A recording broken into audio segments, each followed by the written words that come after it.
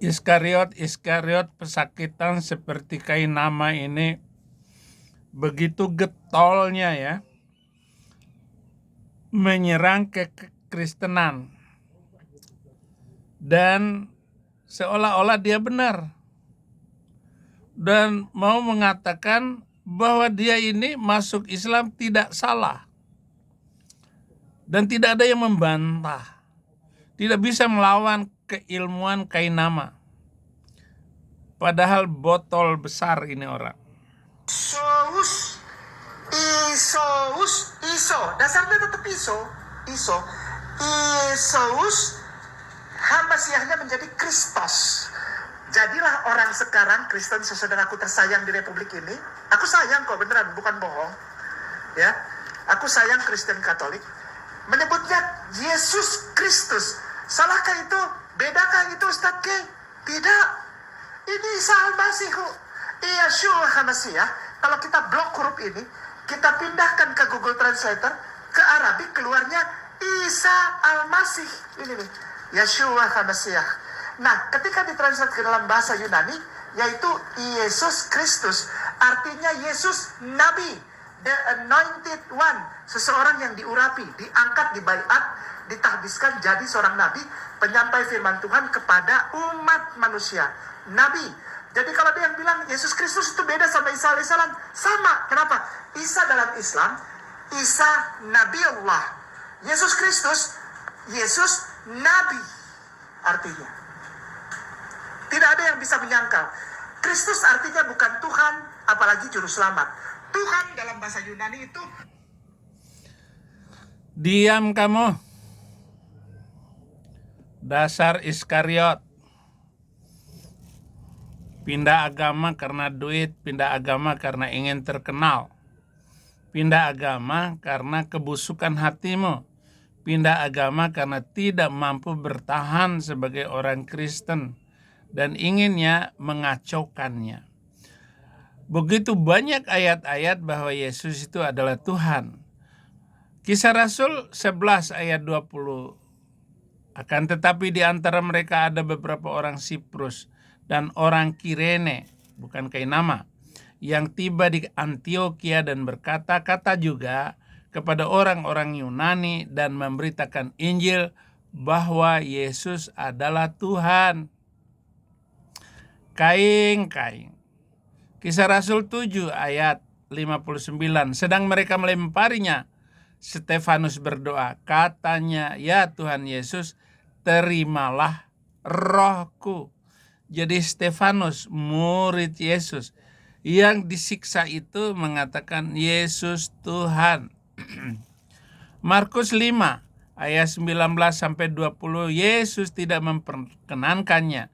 Tetapi ia berkata kepada orang itu, pulanglah ke rumahmu, kepada orang-orang sekampungmu, dan beritahukanlah kepada mereka segala sesuatu yang telah diperbuatkan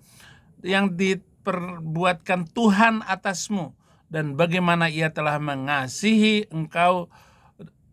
Orang itu pun pergilah dan mulai memberitakan di daerah Dekapolis segala apa yang diperbuat Yesus atas dirinya, dan mereka semua menjadi heran. Kain nama, kamu orang celaka. Kenapa? Karena pindah dari Kristen kepada Islam. Quran mengutuk kamu. Surat kelima ayat 47, terkutuklah orang yang tidak menggunakan Injil sebagai undang-undang hidupnya. Jadi dikutuk oleh Al-Quran. Orang-orang Kristen lompat pagar, bahkan dihina, baik orang Islam itu sendiri maupun orang Kristen yang masuk Islam seperti kain nama, Donditan, ataupun si Felix Xiao. Maka nasolatuhum indal bait illa muka'a wa tasdiya fadhukul adzaba bima kanu yakfurun. Solat mereka di sekitar Baitullah itu, di Ka'bah itu, tidak lain kecuali tepuk tangan dan bersiul-siul belaka. Maka rasakanlah azab atas kekafiranmu itu, kekufuran, keingkaranmu itu. Jadi kamu yang Kristen masuk Islam terkutuk, dan bahkan sholatmu itu tidak ada artinya sama sekali. Kenapa? Karena tidak menggunakan undang-undang dan hukum Islam sebagai aturan hidup di dalam kehidupan.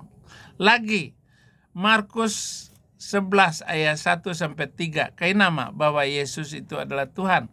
Ketika Yesus dan murid-muridnya telah dekat Yerusalem, dekat Betfage dan Betania yang terletak di Bukit Zaitun, Yesus menyuruh 2 orang murid-muridnya dengan pesan, pergilah ke kampung yang di depanmu itu. Pada waktu kamu masuk ke situ, kamu akan segera menemukan seekor keledai muda tertambat yang belum pernah ditunggangi orang. Lepaskan keledai itu, bawalah kemari. Dan jika ada orang yang mengatakan kepadamu, mengapa kamu lakukan itu? Jawablah, Tuhan memerlukannya. Ia akan segera mengembalikannya. Ya, macam-macam lah ayat ini dipakai oleh saudara-saudara Muslim untuk menghina kekristenan. Tetapi marilah kita orang Kristen jangan terpengaruh ataupun jangan tersinggung dengan ejekan mereka. Pasti mereka salah. Pasti mereka tidak mampu memperbaiki keyakinannya. Pasti mereka akan makin terpuruk. Ajarannya itu sudah dibongkar oleh kecanggihan teknologi buatan Yahudi. Lukas 17 ayat 11-18 dalam perjalanannya ke Yerusalem, Yesus menyusuri perbatasan Samaria dan Galilea. Ketika ia memasuki suatu desa, datanglah 10 orang kusta menemui dia. Mereka tinggal berdiri agak jauh dan berteriak, Yesus, Guru, kasihanilah kami. Lalu ia memandang mereka berkata, pergilah, perlihatkanlah dirimu kepada imam-imam. Sementara mereka di jalan, mereka menjadi tahir. Seorang dari mereka ketika melihat bahwa ia telah sembuh, kembali dan memuliakan Allah dengan suara nyaring, lalu tersungkur di depan Yesus dan mengucap syukur kepadanya. Orang itu adalah seorang Samaria. Lalu Yesus berkata, bukankah ke-10 orang tadi semuanya telah sembuh? Di manakah 9 orang itu? Tidak ada di antara mereka yang kembali untuk memuliakan selain daripada orang asing ini. Jadi bagaimana Yesus menyembuhkan orang yang sakit kusta itu dan hanya 1 yang kembali? Yohanes 13 ayat 13-14, kamu menyebut aku guru dan Tuhan, dan katamu itu tepat, sebab memang akulah guru dan Tuhan. Jadi jika aku membasuh kakimu, aku yang adalah Tuhan dan gurumu, maka kamu pun wajib saling membasuh kakimu. Begitu banyaknya ayat, saudara kainama, bahwa Yesus itu Tuhan dan Juru Selamat. Untuk saudara-saudaraku yang Kristen, memang ini saya harus lakukan untuk memberi jawaban. Kenapa? Karena orang yang menjawab dia ini malas, orang-orang Kristen itu. Sementara saya adalah benteng kekristenan ini, bahwa tugas dan kewajiban saya lah untuk memberikan itu. Tanpa Anda meminta saya, ataupun karena sudah menjadi hutang saya kepada Tuhan.